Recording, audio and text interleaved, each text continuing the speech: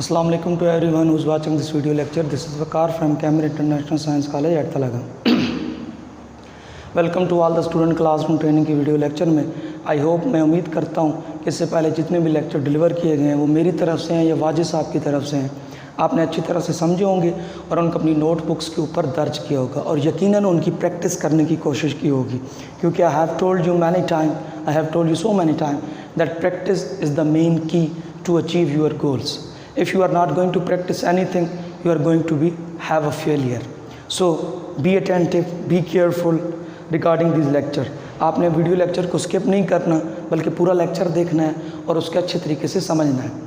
In previous lecture I was talking about past indefinite active voice. मैं active voice past indefinite का जो था उस पर बात कर रहा था.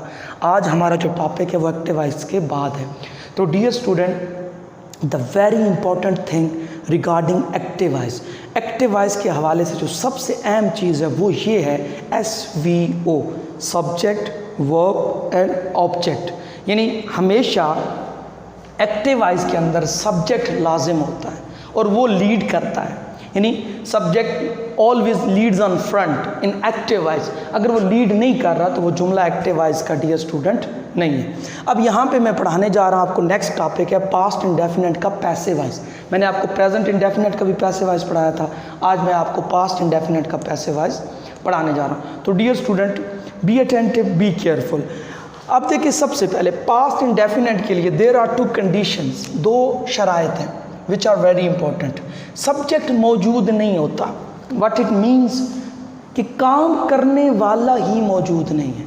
जुमले के अंदर काम अगर थोड़ा सा आप गौर करेंगे, you will be able to find, you will be able to locate. मैंने जो आपको टेक्निक बताई थी कि आपने हमेशा पहले वर्ब देखना है, उसके साथ कौन लगाना है, आपको पता चल जाएगा सब्जेक्ट है या अपनी जगह पर नहीं है. सब्जेक्ट मौजूद नहीं होता. यानी first of all subject, there is no subject in a sentence, and when there is no subject in a sentence it means that particular sentence is related to passive voice. अगर किसी जुमले में subject नहीं है तो इसका मतलब ये है कि ये वाला जो जुमला है, ये वाला जो सेंटेंस है वो किसका है, पैसिव वॉइस का है. अब दूसरी कंडीशन, या जिसे आप और भी कहते हैं,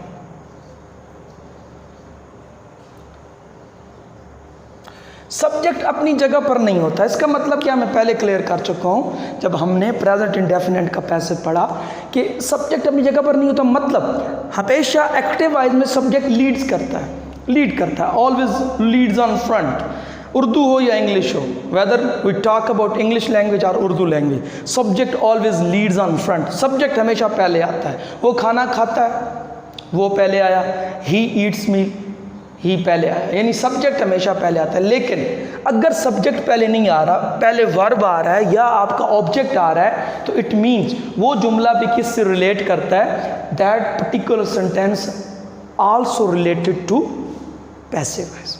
अब इसके बनाने का तरीकाकार क्या है डियर स्टूडेंट. सबसे पहले ये रूल है पक्का, ये याद रखें, ये कंपल्सरी है. मैं सी लिख रहा हूँ, इसके नीचे भी सी लिख रहा हूँ. Object third form of verb, ये कन्फर्म है. हमेशा ऑब्जेक्ट पहले आएगा और थर्ड फॉर्म ऑफ वर्ब लाजमी आएगी. ये स्ट्रक्चर बदलता रहेगा. प्रेजेंट इंडेफिनेट में इज़ आर एम था, यहाँ पे वाज वार आ गया.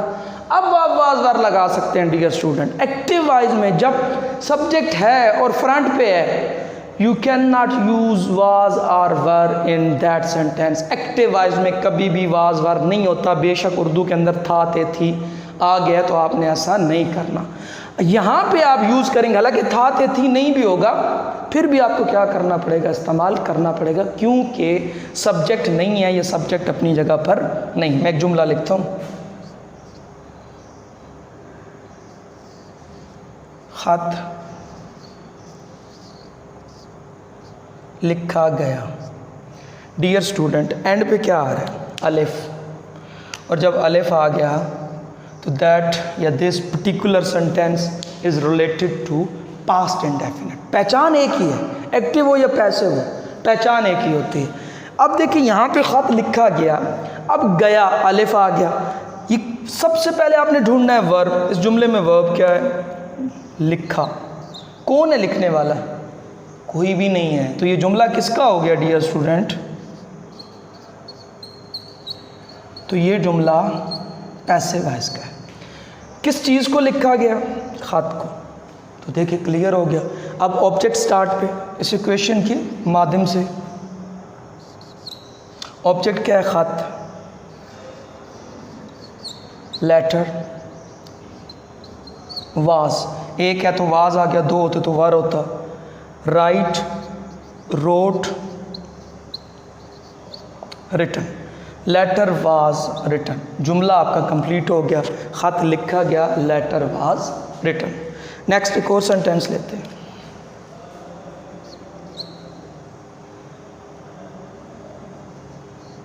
खाना, खाया, गया। अब देखें यहाँ पे काम कौन सा हो रहा है? खाया। कौन खाने वाला? कोई भी नहीं। किस चीज़ को खाएगा? खाने को। तो खाना क्या बन गया आपका? ऑब्जेक्ट। अब ये जुमला बनाते हैं। खाने की इंग्लिश होती है डियर स्टूडेंट मील, फूड नहीं होती। ये थोड़ी सी करेक्शन कर लें। अक्सर स्टूडेंट फूड कहते हैं, फूड कच्चे खाने को कहते हैं। जब हम पके हुए खाने की बात करते हैं तो then we are compelled to use meal. पका हुआ खाना मील होता है, कच्चा खाना फूड होता है। तो मील सिंगुलर है तो वाज आ गया। ईट, एट, ईटन।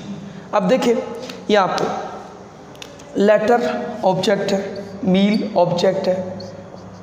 ये आपके सामने थर्ड फॉर्म है, ये आपके सामने थर्ड फॉर्म है।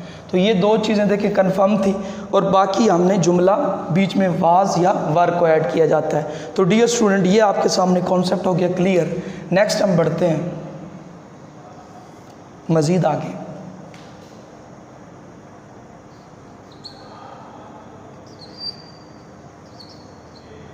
परिंदे मैंने खरीदे या खरीदे थे, कोई बात नहीं। अब यहाँ पे देखिए वही बात, काम कौन सा हो रहा है? खरीदना। कौन है खरीदने वाला? भाई मौजूद है, मैं हूँ। किस चीज़ को खरीदा? परिंदों को। सब्जेक्ट भी है, वर्ब भी है, ऑब्जेक्ट भी है। But what is the problem regarding this sentence? कि सब्जेक्ट अपनी जगह पर नहीं है। डियर स्टूडेंट देख सकते हैं ऑब्जेक्ट पहले है, सब्जेक्ट बाद में। तो ये भी जुमला किसका हो गया? पैसिव का। वही तरीकाकार।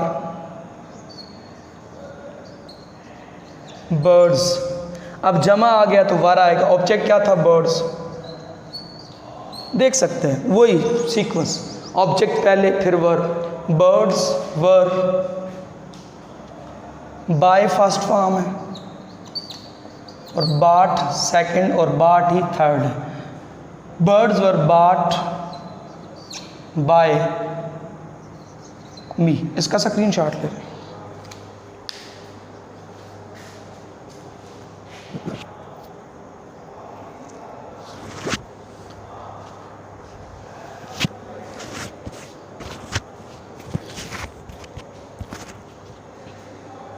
जी डियर स्टूडेंट स्क्रीनशॉट ले लिया।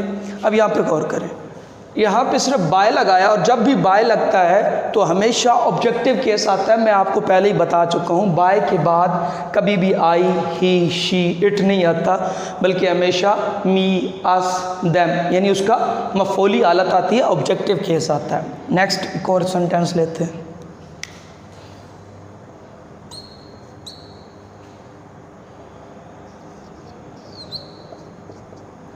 तुम्हें उसने सज़ा दी। काम कौन सा हो रहा है डियर स्टूडेंट? सज़ा देना। कौन है सज़ा देने वाला? उसने दी है। किसको दी है? तुम्हें दी है। अब देखिए ये ज़रूरी नहीं है कि यू हमेशा सब्जेक्ट हो, ऑब्जेक्ट भी हो सकता है, या अपने सेंस देखना होता है। अब यहाँ पे ऑब्जेक्ट क्या है डियर स्टूडेंट? यहाँ पे ऑब्जेक्ट यू है और यू के साथ हमेशा वर लगता है। You were. Third form punish first form है, सेकंड फॉर्म भी पनिश्ड और थर्ड फॉर्म भी पनिश्ड। तुम्हें उसने सजा दी। यू वर पनिश्ड बाय, उसकी इंग्लिश होती है ही, तो ही किस में तब्दील हो गया? हिम के अंदर। You are punished by him. अब एक और सेंटेंस लेते हैं।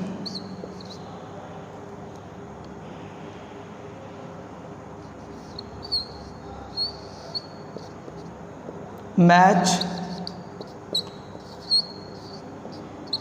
खेला गया। काम कौन सा हो रहा है? खेलना। कौन है खेलने वाला? कोई भी नहीं है। किस चीज़ को खेला गया? मैच खेला गया। तो डियर स्टूडेंट यहाँ पे क्या होगा, हम जस्ट क्या करेंगे, मैच को स्टार्ट पे ले आएंगे क्योंकि मैच ऑब्जेक्ट है। मैच वाज सिंगुलर है क्योंकि एक मैच है, ज़्यादा होते तो मैचेस होते तो हम ज़्यादा लिखते, वर लिखते। Match was play first form है और प्लेड और प्लेड थर्ड फॉर्म है। तो डियर स्टूडेंट आप देख सकते हैं कि यहाँ पे हमने पैसिव वाइज बनाए, अफर्मेटिव में, पॉजिटिव में। आगे हम नेगेटिव बनाने जा रहे हैं। तो पहले आप एक स्क्रीनशॉट ले लें, फिर मैं इसको रेज करता हूँ।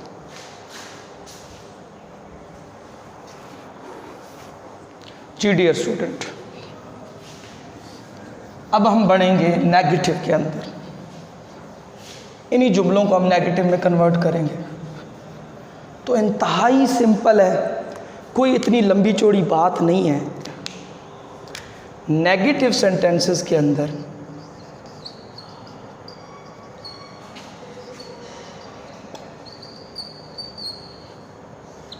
जिसे आप कहते हैं नफ़ी फ़िक्रात, नेगेटिव के अंदर वाज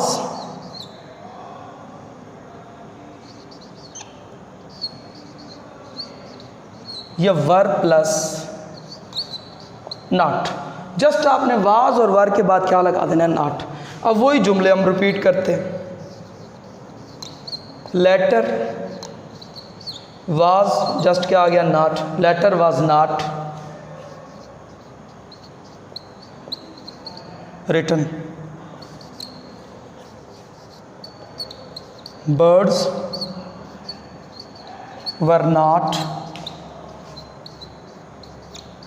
bought by me। ये भी क्लियर हो गया। Match was not played, match नहीं खेला गया। तो ये भी डियर स्टूडेंट क्लियर हो गया। अब हम बढ़ते हैं, नेक्स्ट जो हमारा टॉपिक है वो है जिसे आप मोस्टली रॉन्ग प्रोनाउंस करते हैं, इंट्रोगेटिव सेंटेंसेस, जिसे हम कहते हैं सवालिया फ़िक्रात। डियर स्टूडेंट, सवालिया फ़िक्रात के अंदर बड़ी सिंपल सी बात है, आपने वाज और वर को उठाना और ऑब्जेक्ट से पहले लिखना है। यानी वाज वर प्लस ऑब्जेक्ट, यानी अब वाज और वर ऑब्जेक्ट से पहले आ जाएंगे। तो इन्हीं जुमलों को देखते हैं जो हमने पहले बनाए थे। वाज आ लेटर, अब आपको आर्टिकल लगाना पड़ेगा। वाज आ लेटर रिटन, सवालिया निशान। जस्ट आपने क्या करना है, उसको उठा के, अब इसकी उर्दू क्या बनती है, क्या खत लिखा गया, ये इसकी उर्दू बनेगी। अब इसी को बनाते हैं वर वर्ड, अब द बर्ड्स कर देते हैं, ज़्यादा है, अगर एक होता तो ए लिख देते। Word the birds, were the birds bought by me, क्या मैंने परिंदे खरीदे, पहले था परिंदे मैंने खरीदे, अब है क्या परिंदे मैंने खरीदे। अब इसकी उर्दू ये बन जाएगी,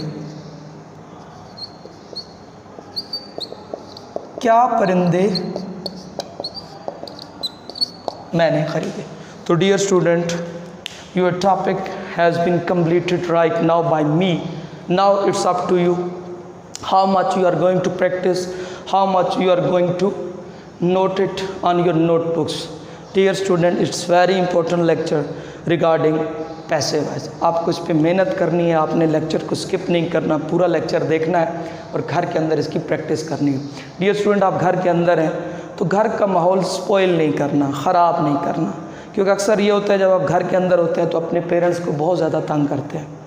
या अपने बड़े भाइयों को या फैमिली के अंदर अपनी सिस्टर्स को, तो चाहे आप फ़ीमेल हैं, गर्ल्स हैं, लेकिन आपने कोशिश करनी है कि आपने घर वालों को तंग नहीं करना, क्योंकि स्ट्रेस बनता है। हर बंदा जब घर में मौजूद होता है तो दिमागी तौर पे पेरेंट्स भी उकता जाते हैं। बच्चे जब बहुत ज़्यादा तंग करते हैं, बाहर माहौल कैसा हो चुका है, बीमारी फैली हुई है, तो डियर स्टूडेंट आपने कूल और काम रहना है, घर वालों को तंग नहीं करना, अपना ख्याल रखना और ज़्यादा मोबाइल का यूज़ नहीं करना। पढ़ने के लिए करना है, ये कार्टून वगैरह, ये मूवीज़ वगैरह जो भी एट्सेट्रा जो भी है उसको ज़्यादा नहीं देखना, बल्कि पढ़ाई करनी है और अपनी नींद को पूरा करना है। अपना ख्याल रखिएगा, घर वालों का ख्याल रखिएगा। शुक्रिया।